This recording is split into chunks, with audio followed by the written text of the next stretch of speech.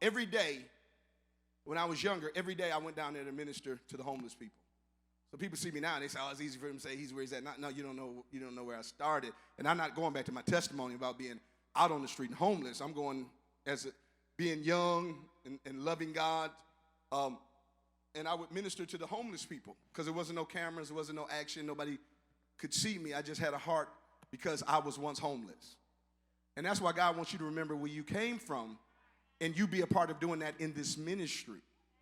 That if you're going out and reaching those folks, you're bringing them to this ministry. So I would bring people to Great Faith Ministry, which was my home church, because I would minister to the homeless people, the people that didn't have anything.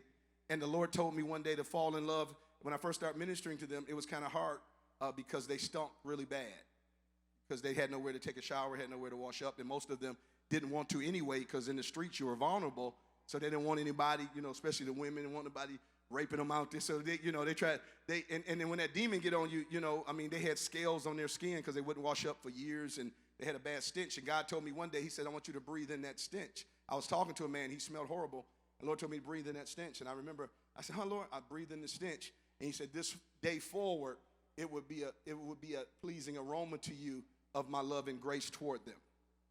And I never forgot that. So every time that I went back to minister to them, I was no longer offended by how they looked, how they smelled, because I was carrying God's love to give to them, to get them to understand there was a place that God had for them in his body, but they had to come to a local church because God wanted to clean them up. And I wasn't talking about physically cleaning them up, but mentally and emotionally. And that's why even when I was sharing the testimony about Pastor Tiff at 12 years old running the streets on the east side of Detroit, I was trying to get you to understand that God's love was there, but she didn't know his love.